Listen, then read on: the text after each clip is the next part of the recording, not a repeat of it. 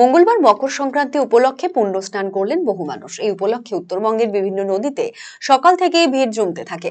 পুণ্য স্নানের পাশাপাশি চলে পূজার্চনাও, আয়োজিত হয় নানান কর্মসূচি। মকর সংক্রান্তি উপলক্ষে গঙ্গা স্নান অনুষ্ঠিত হলো মালদার মানিকচক ঘাটে। প্রতি বছর মালদা জেলার মানিকচক থানার গঙ্গা নদীতে বিভিন্ন এলাকা থেকে প্রচুর ভক্ত পুণ্য স্নানে আসেন। এদিন সকাল থেকেই পুণ্য স্নান করেন পুণ্যার্থীরা। পাশাপাশি ঘাট চত্বরে পর্যাপ্ত পুলিশ নিরাপত্তার ব্যবস্থা করা হয়।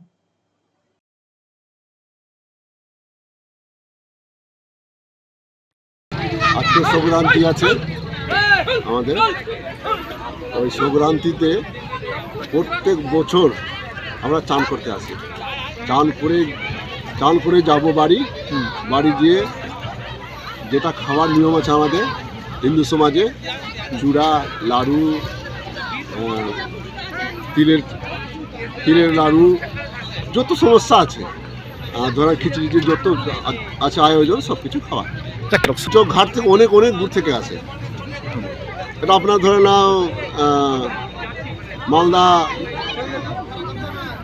শামসি, বারহাল থেকেও আসে, অনেক দূর থেকে। অনেক জায়গার নাম কি বলো, অনেক দূর থেকে আসে। কেমন দেখছেন ভিড়, কেমন দেখছেন?